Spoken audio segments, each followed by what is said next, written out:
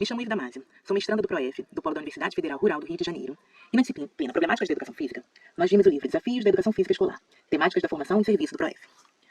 Passamos pelos temas abandono do trabalho docente, relações de teoria e prática, aspectos legais da educação física escolar, indisciplina e afastamento dos estudantes, dificuldades relacionadas ao ensino do esporte e questões de gênero na educação física escolar. No primeiro tema, abandono do trabalho docente, o autor diz que a educação física é um componente curricular e, como tal, ele tem uma função educativa, ela é alicerçada em objetivos e conteúdos específicos, ela precisa sistematizar um conjunto de conhecimentos ao longo dos anos escolares e tem como objetivo fazer com que o aluno compreenda o mundo que habitamos e a dimensão humana que se liga às práticas corporais. Durante sua pesquisa, o autor achou 3 principais tipos de atuação docente: práticas tradicionais, abandono do trabalho e práticas inovadoras. A primeira delas, práticas tradicionais, ela aparecia muito no cenário nas décadas de 1970, 1980 e parte da década de 90. Ela ensina o esporte na perspectiva do rendimento, desenvolve a aptidão física na perspectiva da saúde orgânica. Suas aulas preparam os alunos para competições. Dessa forma, os mais habilidosos acabam se destacando e a maioria dos alunos fica excluídos. Como visa o esporte de rendimento, ela separa meninos e meninas. E essas aulas acontecem em formato de treino, técnica e tática, sem nenhuma contextualização crítica. O professor dessa prática tradicional, ele costuma determinar a mesma tarefa para todos os alunos, sem levar em conta habilidades ou dificuldades, ou limitações. Ele busca vencer a qualquer custo, sendo capaz até de burlar regras, como modificar a idade de um aluno para participar de uma competição. E tem atitudes não pedagógicas nessas competições, como essa que eu acabei de falar, ou gritaria, xingamentos, um aluno que faz alguma atitude errada. Essa prática ela não tem sustentação no meio acadêmico, mas ela ainda é encontrada nas escolas. Já o abandono do trabalho docente, no abandono, o professor não intervém. Na atuação anterior, nós vimos que é um professor que dá uma aula de esporte visada na competição. Nesse, ele não intervém. Essa atuação também é conhecida como rola-bola, largo-bola, aula matada ou pedagogia da sobra. Nessa atuação, o aluno é quem escolhe as atividades, e os alunos que não querem participar ficam apenas conversando. São aulas sem objetivos, e o professor apenas administra o material didático. Esse conjunto de atitudes acaba uma desvalorização da disciplina na comunidade escolar. O terceiro tipo de atuação encontrada foram as práticas inovadoras, onde o professor se empenha em ensinar os conteúdos específicos da disciplina, onde ele vincula sua disciplina ao PPP, ao projeto político-pedagógico da escola, ele integra o saber fazer com o saber sobre o fazer. Então ele já traz um conteúdo conceitual para as aulas de educação física. Essa prática é uma prática inclusiva, ou seja, todos os alunos participem, e não participem simplesmente repetindo movimentos, mas que tenham uma participação ativa. Essa prática sugere uma reflexão crítica sobre a cultura corporal. Algumas dimensões interferem na atuação do professor, se o professor vai atuar dessa forma inovadora, se vai abandonar, ou se vai ser um professor nas práticas tradicionais. Uma dessas dimensões é a transformação da área. Quando o movimento renovador surgiu, lá na década de 80, ele rompeu com as concepções tradicionais, que era aquela que a gente já viu, que é voltada para a competição. O professor que estava trabalhando até ali, ele se sentiu sem chão, porque essa era a forma que ele sabia trabalhar. E essa prática, quando surgiu, com todas essas teorias aqui, todas essas intenções aqui faladas, ela não ensinou como fazer isso. Então ela chegou e o professor ficou entre não mais, você não deve mais ensinar só o esporte, você não deve mais ensinar, pensar só na competição, você não deve mais deixar o aluno que não é habilidoso de lado, mas essa movimento, quando chegou, não ensinou como fazer isso. Então você não pode mais, mas ainda não sabe como agir. A partir disso, alguns professores decidiram continuar como estavam lá nas práticas tradicionais. Alguns professores buscaram conhecimento para poder aplicar essas práticas inovadoras e outros professores simplesmente largaram de mão e fizeram um abandono do trabalho docente. Condições de trabalho, remuneração salarial, tempo de planejamento, formação continuada, estabilidade laboral, jornada semanal de trabalho, quantidade de alunos em sala de aula, infraestrutura e material didático. Todas essas condições, elas interferem no que o professor vai fazer, no atuar do professor.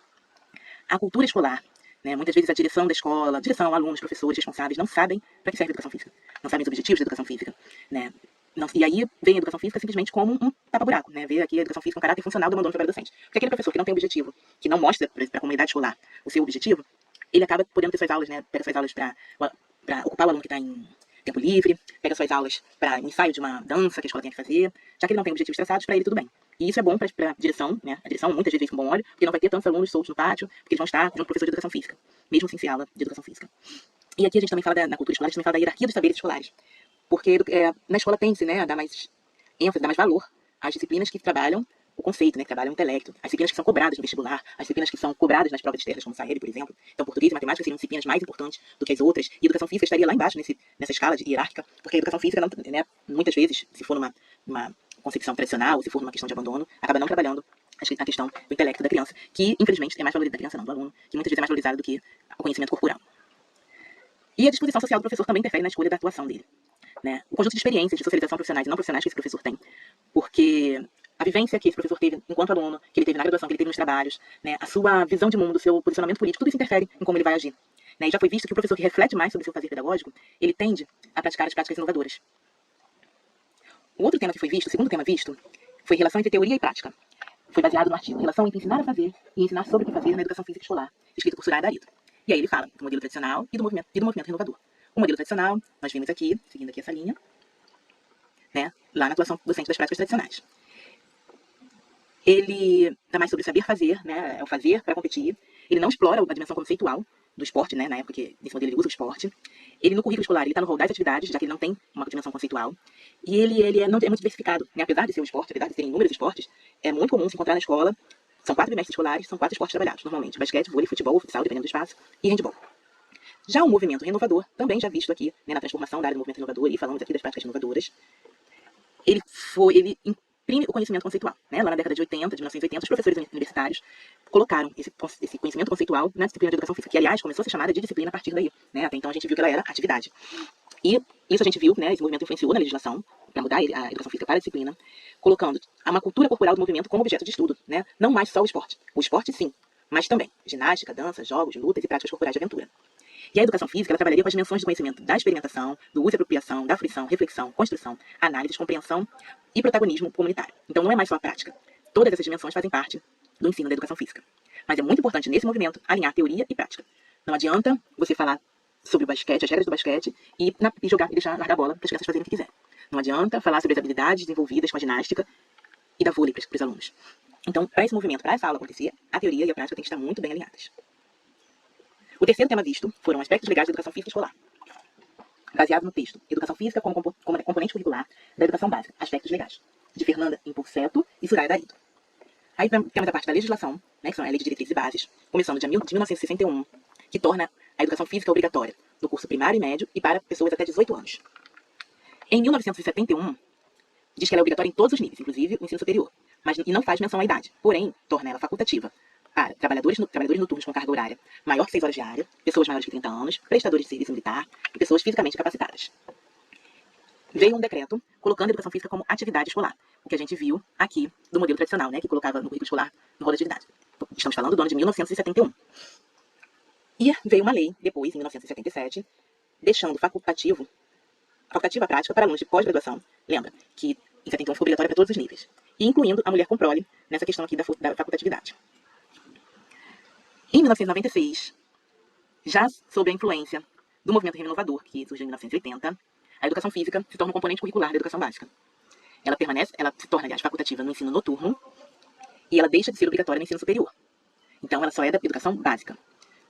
Em 2001, o texto inclui a palavra obrigatório, porque estava só como componente curricular da educação básica, e isso gerou algumas dúvidas. O pessoal da educação infantil, né, a educação infantil precisa ou não precisa ter, estava meio que optativo, e colocando esse obrigatório, então a educação física, a educação infantil, o ensino fundamental e o ensino médio passaram a ter a educação física como obrigatória. Só que o EJA não está na educação básica, então a educação física não estava obrigatória no EJA. Essa lei trouxe 3 condicionantes para a educação física: integrar-se à proposta pedagógica da escola, ajustar-se às faixas etárias e ajustar-se às condições da população escolar. E ela não definiu, ela deixou a cargo da escola, né, que a partir do PPP poderia definir o número de aulas, a duração das aulas e se a aula seria no turno ou no contraturno. Em 2003, veio a Lei 10.793, que reforçou essa obrigatoriedade da educação física no ensino básico e retirou a facultatividade no turno noturno. Então, a partir dessa lei aqui, a educação física ela só é facultativa para os maiores de 30 anos, para as pessoas que têm uma carga horária maior do que 6 horas semanais, para a mulher com prole, para os prestadores de serviço militar e para as pessoas fisicamente incapacitadas. E essas leis hoje têm alguns questionamentos. O caso de faculdade se refere às aulas de educação física ou à parte prática? Porque a educação física não é mais simplesmente a prática de atividades como era nas práticas tradicionais. Tem uma parte conceitual. E esse aluno que trabalha, ele não precisa saber da parte conceitual da educação física, né? O aluno que está incapacitado fisicamente não precisa saber dessa parte conceitual. E quem deve ser responsável pelo desenvolvimento das aulas na disciplina? Na lei não especifica. Então, em alguns municípios, eles utilizam o professor de educação infantil quem dá a educação física nesse segmento. O quarto tema visto foi em disciplina e afastamento dos estudantes, baseado no texto O Afastamento e a Indisciplina dos Alunos nas Aulas de Educação Física Escolar, de Soraya Darido, Fernando Gonzalez e Gui Guiciene. As razões desse afastamento, ela está influenciada por aspectos legais, né? A gente acabou de ver os casos onde a educação física é facultativa, né? A questão das aulas no contraturno, onde o aluno pode alegar ter alguma outra atividade para fazer no horário e aí justificar essas faltas. Temos razões de repetição de conteúdos, né? Como a gente viu aqui no modelo tradicional, basquete, vôlei, futebol e futsal são sempre dados, então causa desinteresse essa repetição de conteúdos. E insucesso e exclusão, né? Então temos questões de gênero, onde muitas vezes as meninas, né, não se sentem atraídas para fazerem a aula, né? Isso a gente vai discutir mais à frente. Vergonha, medo de julgamento, então dependendo do ambiente que as aulas aconteçam, o aluno prefere não fazer a aula do que se expor, né? Porque ele pode errar, ele pode dar um chute para fora, ele pode cair, né? E aí não é uma questão de machucar, mas é ser julgado, né? Pelos outros alunos. O artigo propõe algumas formas de evitar esse afastamento. Um ensino inclusivo e valorizador, né, onde todos se sintam pertencentes, onde todos tenham vez, onde todos sejam valorizados dentro das suas características. Uma diversificação das práticas corporais, né, deixar de ter só aqueles 4 esportes, mas usar diferentes práticas corporais, trabalhar diferentes habilidades, diferentes culturas. Valorização de diferentes saberes da cultura corporal, criação de um ambiente colaborativo e respeitoso, onde o aluno evite essa vergonha, né, onde o aluno não tenha medo de julgamento, onde o aluno se sinta capaz de arriscar. E isso é muito fácil, é fácil de conseguir, né? Fácil não, isso é possível conseguir com metodologias onde o aluno seja o protagonista. Então a gente pode perceber que essas propostas, elas estão lá no movimento renovador, né? O movimento renovador trouxe propostas para evitar a exclusão que acontecia lá no método tradicional. Indisciplina, né, que foi o outro ponto trabalhado nesse artigo. A indisciplina é o comportamento que se opõe às regras que regem o convívio. E ela pode acontecer por desconhecimento dessas regras ou por desobediência mesmo a essas regras, né? Então as propostas para lidar com a indisciplina são conscientização, ensinar sobre o princípio das regras. Por exemplo, ao invés de falar simplesmente é proibido se pendurar na trave do futebol, a gente explica que é importante manter a integridade física de todos os alunos. E a gente tem que ter atitudes, ter ações que evitem que o aluno se machuque. Pendurar na grade pode cair e machucar. Então, explicando, né, esse princípio, a gente já inclui aí pendurar na grade, pendurar na trave, subir na grade, dar carrinho e outras atitudes que levariam o aluno a se machucar. Então, é ensinar o princípio da regra, e não regra por regra, sem explicar o porquê. Desenvolver valores e atitudes positivas, né? Tem um esforço conjunto da escola e da família, né? A escola não pode negar, né, que essa violência essa indisciplina, tenha uma relação até com a violência, relações externas à escola. A escola não pode jogar a culpa toda na família. A escola tem que tentar puxar a família para trabalhar junto com ela para resolver essa questão de disciplina. Mas a escola também não pode largar de mão, né, abrir mão e dizer que a culpa é toda da família. E metodologias, né, utilizadas para resolver esse problema são uma boa proposta. Temos como exemplo o modelo de responsabilidade pessoal e social, onde o aluno assume diferentes papéis, como por exemplo no jogo ele ora é jogador, ora é árbitro, ora é técnico, e o futebol calerreiro, que pega regras do futebol de rua e traz para dentro da escola. O quinto tema foi dificuldades relacionadas ao ensino do esporte, a partir do texto Inquietações no Tratamento do Esporte na Educação Física Escolar, de André Luiz Barroso. Os problemas relacionados, né, ao ensino do esporte estão ligados ao que nós vimos anteriormente do modelo tradicional, né? São o esporte tratado como fim em si mesmo, sem contextualizar, sem ter nada conceitual, a ênfase no rendimento e na técnica, a exclusão de alunos com menos habilidade, aula voltada da formação de equipes competitivas e o esporte na escola, no lugar do esporte da escola. Ou seja, ao invés de pegar, que o ideal seria a gente fazer um esporte com as regras da escola. E muitas vezes o que acontece é pegar o esporte tradicional, né, o esporte de rendimento, e colocar dentro da escola. As abordagens renovadoras, que são vistas anteriormente aqui no movimento renovador, elas fazem uma crítica ao modelo esportivista, elas trazem propostas de ensino com significado social e cultural, elas fazem uma integração entre a prática e a reflexão, valorizam os saberes conceituais, corporais e atitudinais. Mas essa abordagem teve equívocos na sua interpretação. Ela foi vista como sendo contra o ensino do esporte, que a gente viu que não lá, porque ela pensa na cultura corporal e o esporte está inserido. Vista como sendo contra o ensino da técnica, como pensando só na ludicidade, como não desse valor ao rendimento, e como se ela dissesse para que a reflexão deveria substituir a prática. Nada disso é verdade, né? A gente viu que essa abordagem ela tenta unir a teoria e a prática, né? Que não existe prática sem teoria, né? Que não seria bom para o aluno, né? Não faz parte da educação física escolar valorizar apenas a prática. Algumas reflexões devem ser feitas em relação ao ensino do esporte, né? Por que ensinar esporte? O que ensinar? Quais conceitos? Quais critérios para selecionar as modalidades? Como tratar essas modalidades pedagogicamente? E o que é fundamental que seja abordado? Né? Sobre o porquê ensinar, é porque o esporte faz parte da cultura corporal. Né? Na nossa sociedade é enraizado o esporte. E se faz parte da cultura corporal, é objeto de estudo da educação física. Agora, o que ensinar? Né? Só o gesto motor, como era? Não. Né? Mesmo na parte motora, o ideal é que a gente ensine a lógica de desenvolvimento da modalidade. Né? Não devemos ensinar apenas o gesto motor. Devemos sim, mas podemos utilizar jogos de iniciação para isso. Porque além de estar praticando o gesto motor, o aluno já está vendo como é que se desenvolve aquela modalidade. Um exemplo, o handball. Quero ensinar o passe do handball. Ao invés de eu simplesmente ensinar o gesto motor, o passe, e colocar um aluno fazendo 20, 30 vezes um pro outro o passe do handball, eu ensino sim o gesto, eu ensino o passe e coloco o aluno para jogar o jogo dos 10 passes. Porque ele vai estar executando o gesto e está vendo movimentação pelo espaço da quadra, está vendo que não pode andar com a bola na mão e outras coisas da modalidade, que são específicas daquela modalidade. Quais conceitos ensinar? A hierarquia, né, federações, confederações, aspectos fisiológicos, biomecânicos, habilidades e capacidades motoras, relações com aspectos culturais, interesses mercadológicos, parcerias com canais de televisão. E o último tema que vamos falar aqui é questões de gênero na educação física escolar. A partir do texto Educação Física Escolar e a Questão de Gênero, de Osmar Souza Júnior. Alguns conceitos são importantes serem definidos. Gênero, sexo e orientação sexual. O gênero é uma construção social. É como a sociedade, o que a sociedade coloca sendo de homem e sendo de mulher. Então, jeito de vestir, jeito de se portar, algumas funções laborais, algumas práticas são socialmente construídas dessa forma. O sexo é relacionado ao biológico, né, a parte física, características físicas. E a orientação sexual está relacionada ao desejo afetivo sexual daquela pessoa.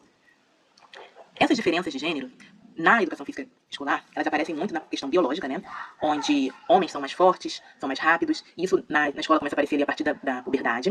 Né, então, por isso, muitos professores tendiam a separar as aulas entre meninos e meninas a partir do segundo segmento do ensino fundamental. Mas desde 1996, na Lei de Diretrizes Bases, né, da Educação Nacional, as turmas são mistas. Né? Aqui tem a ligação dessa separação da educação física em meninos e meninas, como era visto aqui, ó, nas práticas tradicionais.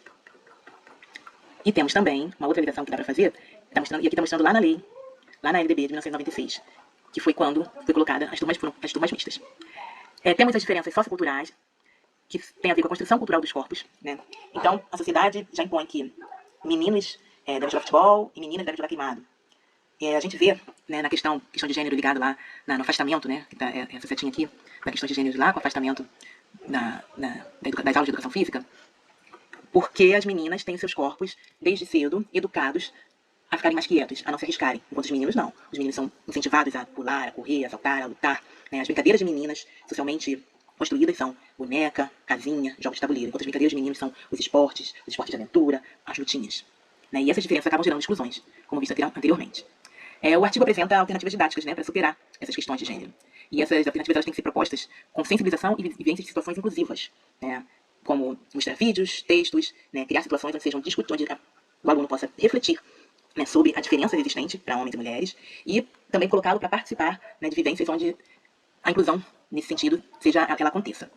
Então dá para fazer através de discussões das regras pelos alunos, atividades com papéis diversos e cooperativos, e é muito importante que o professor tenha intervenção ativa contra a exclusão e preconceito.